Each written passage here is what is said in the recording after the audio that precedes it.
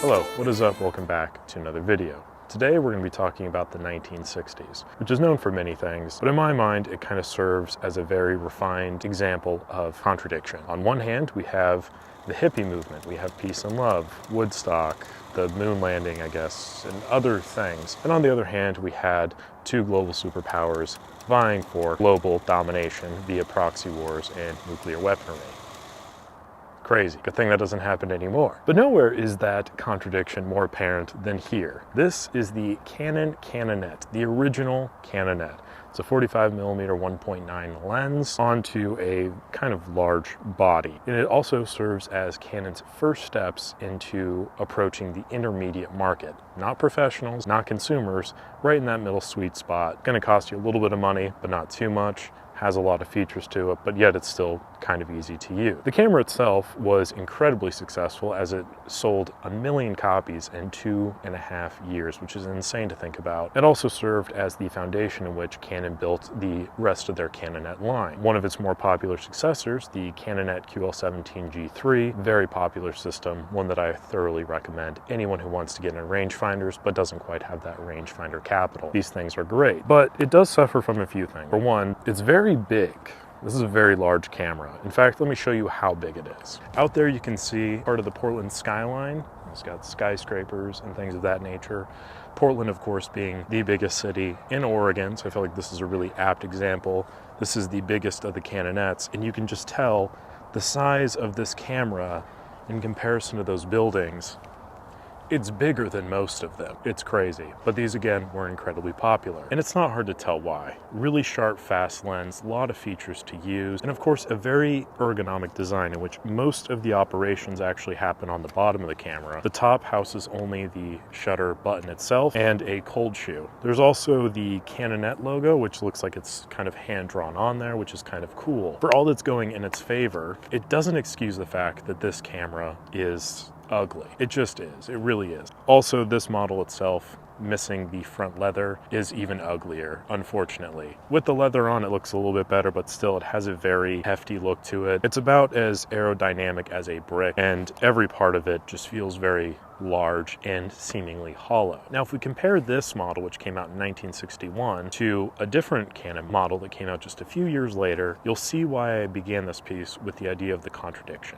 The Canonet and the Canon Demi EE17. The Canon Demi EE17 is a quintessential piece of 1960s design. With its retro-futuristic look, it is, quite frankly, one of the best looking cameras that's ever been made. But it's got a lot more than just kind of a pretty face here. It also serves to have a lot of functionality. In fact, you have control over all of your shutter speed. You have an auto setting for your aperture, meaning that you can shoot this in shutter speed priority. You can also control all of your apertures, ranging from 16 all the way down to 1.7, and you also have a very clever zone focus system. It utilizes the reliable Canon EE system, which stands for electric eye, kind of goes in the name EE17. 17, of course, being the maximum aperture of the lens itself. For those among you who speak French, you might recognize demi as the word meaning half.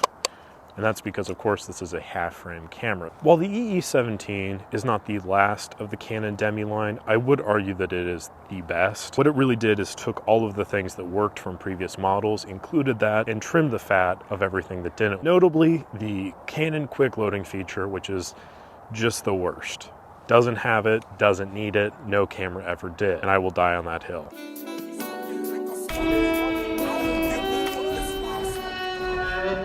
That trumpeting sound that you hear, that is the elephant known as half-frame photography. Because you see, half-frame photography has caught quite a lot of strays this year from my channel, from many others, notably because of the Pentax 17, but we're not talking about that here today. We're talking about the Demi. And in the Demi, I believe half-frame serves as a functional benefit as opposed to a fun feature. You see, in the 60s, love may have been free, but film was still very expensive, color film especially. And the Canon Demi is marketed towards the consumer that's going on a fun European vacation or on a trip to see family, out for Thanksgiving, Christmases, or whatever, and you want to capture all of the vibrancy of those colors. Unfortunately, color film was still pretty expensive back in the day. Color stocks such as Kodachrome have been around for quite a bit of time, and they were a little bit lower in price, but they were still very expensive for the average consumer. So having a half-frame camera ensured that you got the most amount of shots out of every roll, especially when those rolls only had 12 to 20 exposures, which was kind of common at the time. So giving you the opportunity to have 24 or 40 shots as opposed to the 12 or 20 meant that you got the most out of it. On top of that,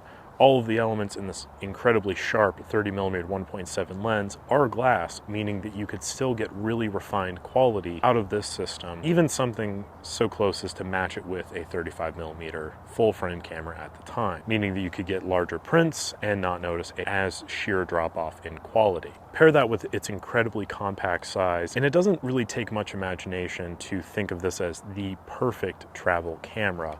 It's incredibly durable with a metal build. Overall, again, incredibly sharp optics. So in that sense, the half frame no longer becomes a detriment and kind of becomes a strength for this model.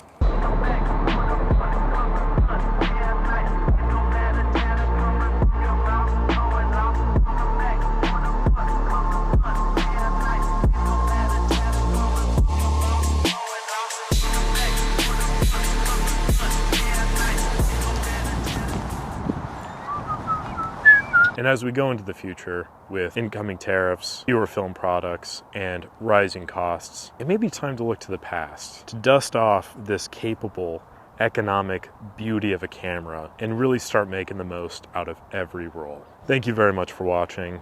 This is the Canon Demi EE17, and if you want to get into half-frame film photography, this is what I would recommend.